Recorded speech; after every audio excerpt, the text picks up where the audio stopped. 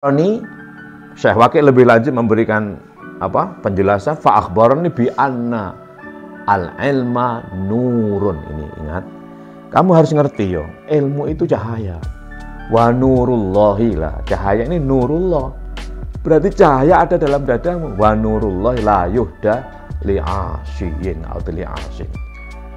Nur cahaya Allah itu tidak bisa, enggak ada gunanya, tidak bisa memberikan tuntunan ketika kamu mengingkarinya dengan maksiat. Apa yang dimaksud?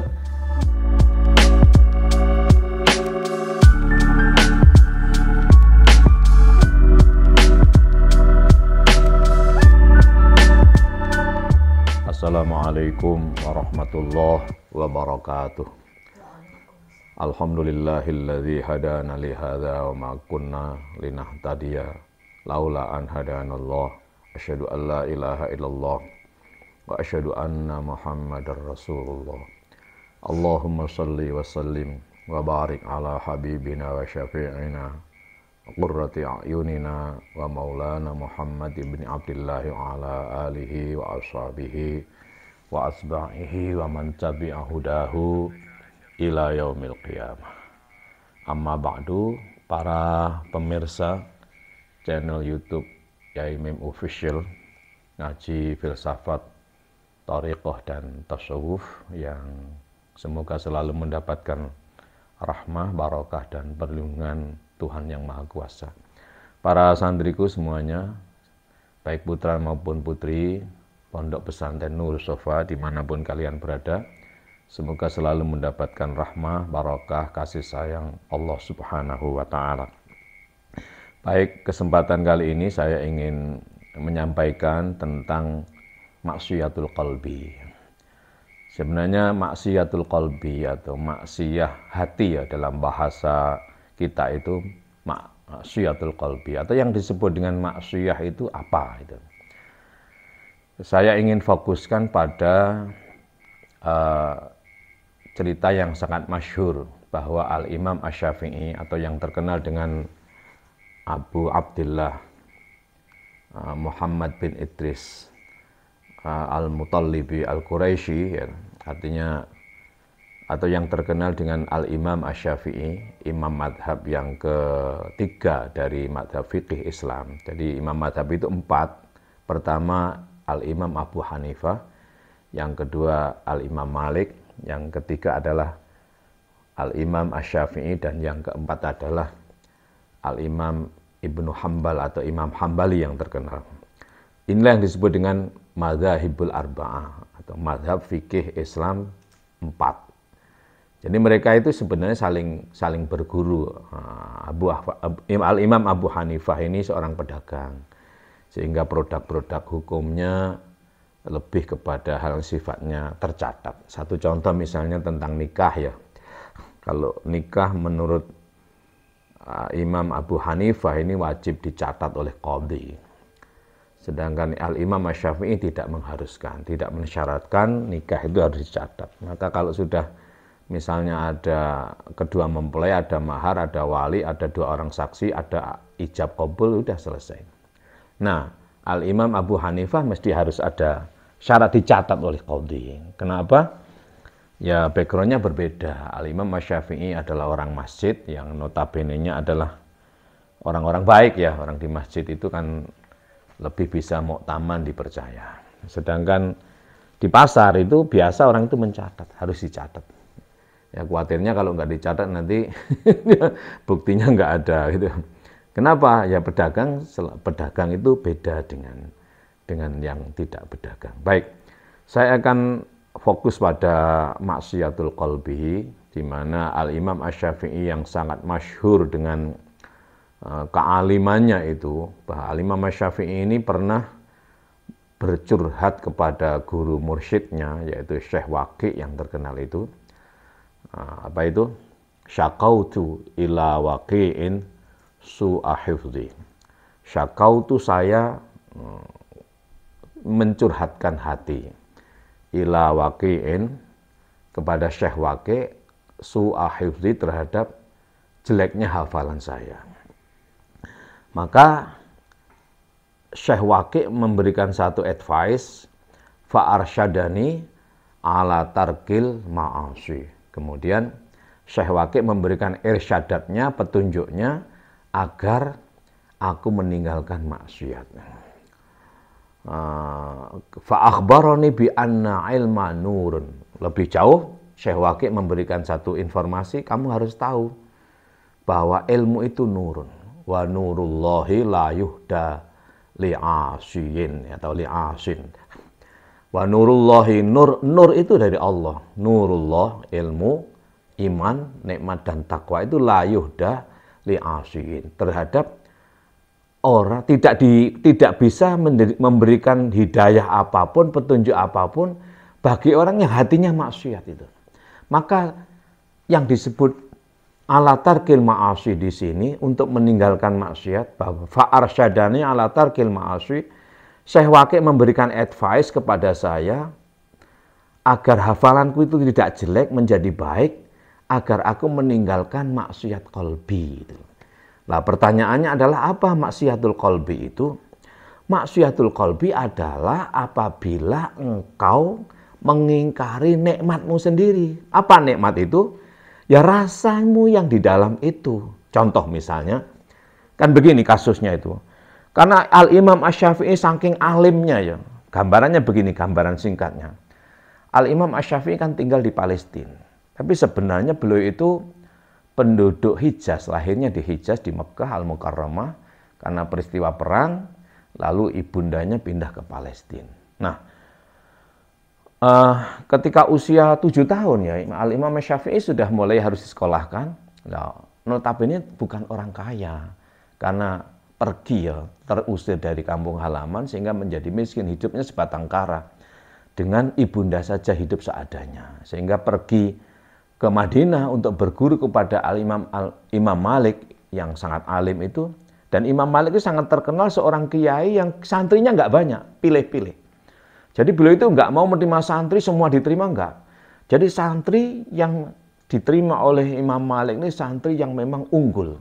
Dalam artian punya kecerdasan yang tinggi. Kenapa? Karena beliau ingin mencetak generasi berikutnya yang hebat begitu. Sehingga nggak mudah menjadi murid Imam Malik. Nah, Imam Syafi'i diterima sebagai murid Imam Malik karena ada surat dari gubernur Mekah ya, atau gubernur Madinah saat itu, di mana ibunda Asy-Syafi'i ini kenal itu, lalu memberikan advice harus surat ini gampangan kata belece lah bahasanya ya. Minta bantuan kepada gubernur Madinah saat itu agar supaya menyampaikan kepada Al-Imam Malik ini, ulama besar ini, untuk mau menerima Imam Syafi'i anaknya untuk belajar. Ya karena bekal seadanya ketika pengajian itu ya, ketika pengajian semua pada mencatat. Lah, Imam Syafi'i ini nggak mencatat itu loh. Kenapa? Nggak punya buku, nggak punya pulpen. Ya karena saking, mohon maaf, saking melaratnya lah bahasa kita sekarang. Saking nggak punyanya, saking miskinnya. Lah supaya pantas, ya kan semua Imam Malik sambil membaca Al-Muwatta itu kan sambil melihat murid-muridnya yang menyemak itu. Itu semua pada mencatat. Ya Al-Imam Asy-Syafi'i nggak punya, mau nulis nggak punya, akhirnya bergaya aja apa? Ini lidahnya digini kan, pakai lidah gini-gini. Ini untuk mencatat. Nah, padahal nggak catat. Akhirnya sebagai guru ya mohon maaf mungkin agak tersinggung ya, kok ada murid ini nggak memperhatikan, yang lain pada mencatat, ini nggak mencatat, dan saya lihat malah pura-pura mencatat supaya, jadi Al-Imam Malik ini ngerti kalau Imam Syafi'i itu pura-pura mencatat hanya supaya nggak kena marah gurunya. Nah, tapi guru itu kan, guru yang tersinggung kan punya strategi, maka untuk tidak langsung dimarahi gitu tidak, lalu kita tekan berhenti itu karena isya. Nah, kita lanjutkan tadi ada adzan isya ya. Baik, ini ada adzan yang kedua, banyak masjidnya soalnya, jadi sudah cukup tadi, masjid yang satunya sudah qomat. Begini, jadi ketika Al-Imam Malik melihat Al-Imam Asy-Syafi'i pura-pura mencatat itu, ya bagaimanapun Imam Malik kan juga manusia, ya bahasa kita tersinggung lah, guru ini kalau nggak memperhatikan tapi malah pura-pura mencatat gitu. Tapi guru itu dimanapun bijaksana, itu guru itu apapun yang dilakukan oleh guru itu adalah konteksnya mendidik. Inti pendidikan itu merubah dari yang tidak baik menjadi lebih baik, itu yang harus dicatat. Siapapun Anda sebagai guru, apapun yang Anda lakukan adalah dalam rangka untuk merubah agar menjadi lebih baik. Apa bahasanya itu? Islah syu'unil ghairi, itu tarbiyah. Islah syu'unil ghairi, yaitu menislah, memperbaiki perkara agar menjadi lebih baik pada muridnya. Nah, di dalam mengekspresikan kekecewaan dalam tanda kutip juga ya, Imam Malik ini lalu tidak marah kepada Imam Syafi'i. Kamu kok nggak mencatat? Nggak begitu. Kalau ada guru, kamu kok nggak mencatat? Kan ini guru nggak bijak namanya. Mestinya kan dilihat kenapa dia kok nggak mencatat dan lain sebagainya. Dan untuk mengetahui itu kan tidak mudah. Nah, lalu justru Imam Malik ini lalu menanyakan, disuruh apa? Gampangannya ditanyakan, apa yang aku ajarkan, apa yang aku sampaikan tadi? Coba. Loh, itu semua dihafal oleh Imam Syafi'i. Ketika ditanya, apa yang coba? Saya mau tanya kepada kamu, Syafi'i, nggih guru kan. Apa yang aku sampaikan tadi? Lah ternyata apa? Dia mengulanginya itu apa yang disampaikan oleh gurunya itu semuanya, tidak ada satupun yang kelewatan. Hafal semuanya. Nah ini akhirnya kok hafal? Padahal yang lain-lainnya nyatat aja belum tentu bisa ditanya. Dia hafal dan mampu memberikan penjelasan ulang, bahkan ditambah penjelasannya oleh Imam Syafi'i sendiri dengan penjelasan yang lebih gamblang. Akhirnya mengagetkan Imam Malik. Nah itulah Imam Syafi'i yang 7 tahun sudah hafal Quran gitu. Ngaji Al-Muwatta kayak begitu ceritanya. Umur 9 tahun sudah hafal kitab hadis Al-Muwatta. Umur 12 tahun diproklamirkan oleh gurunya bahwa Imam Syafi'i ini sudah boleh menjadi imam mujtahid. Artinya apa? Dia boleh memberikan fatwa dan fatwanya boleh diikuti oleh ulama. Inilah guru hebat. Jadi guru merasa apa? Gampangannya corok gasarannya kon ngerti ya.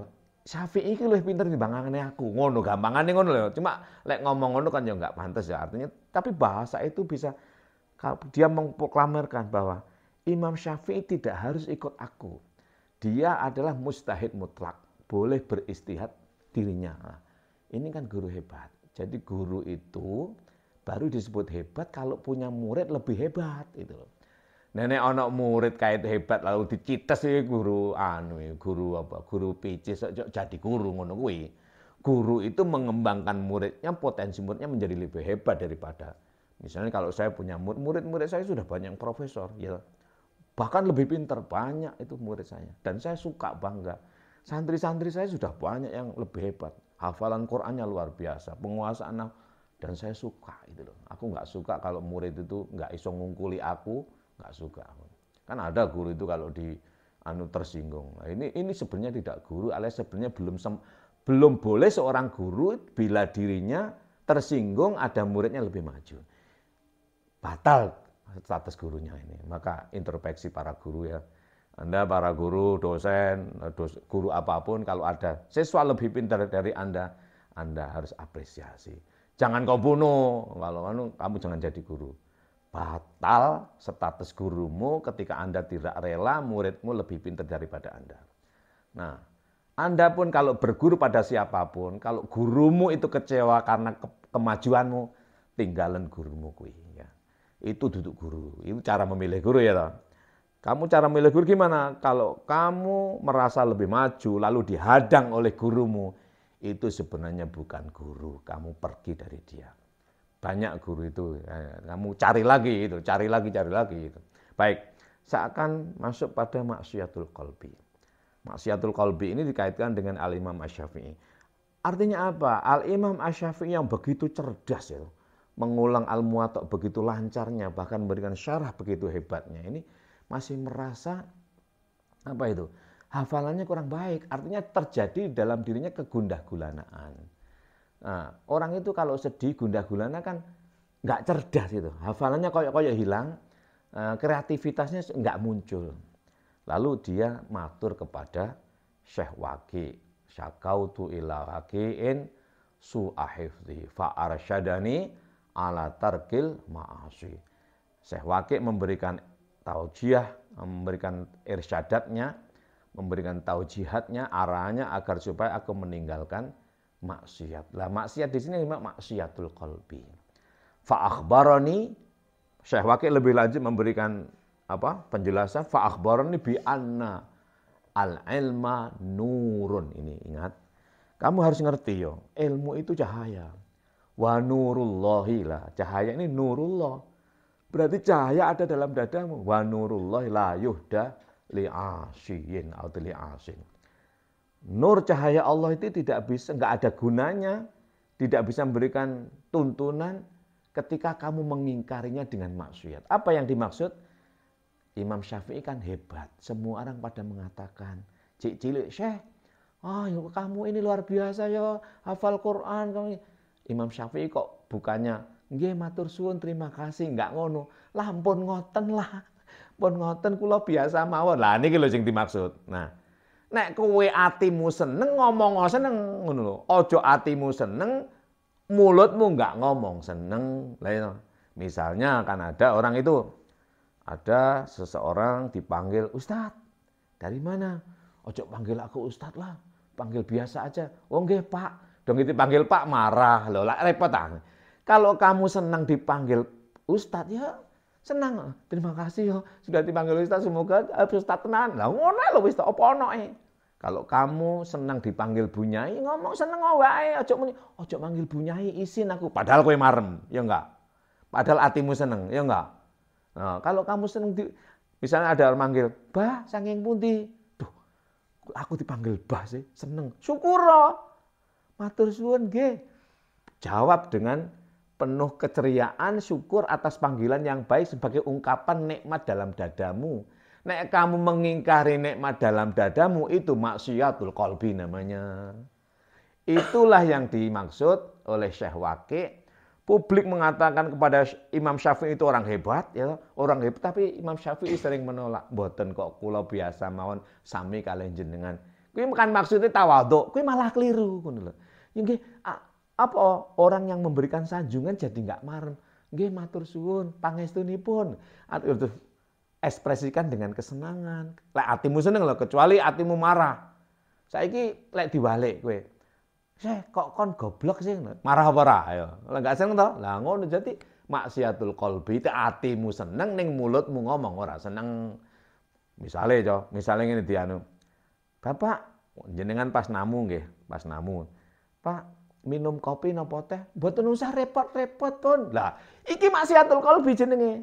Nggih, kopi mawon. Nah, ngono kan? Orang menawari kan berarti punya kopi napa teh, napa air putih. Nggih, air putih mawon. Nah, atau air putih. Pak, kopi, teh, atau apa? Tanya, apa ada? Susu misalnya, susu Pak. Lah ngono lho wis, dadi kayak seneng ngono ati. Atimu seneng ngomongno mulutmu seneng. Itulah lek mulutmu menentang hati nikmatmu, rasamu jenenge maksiatul qalbi. Lek kowe maksiatul qalbi, apalanmu gampang hilang, kamu mudah pikun. Nah, ini yang kemudian Al-Imam Asy-Syafi'i wanti-wanti kepada kita semuanya, guru kita Al-Imam Asy-Syafi'i ini, kowe ojo maksiatul qalbi ben tercegah dari penyakit pikun, biar ingatanmu cerdas, biar hafalanmu terpelihara dengan baik. Saya kira begitu. Terima kasih. Wal afu minkum. Wallahul muwaffiq ila aqwamit thoriq. Assalamualaikum warahmatullahi wabarakatuh.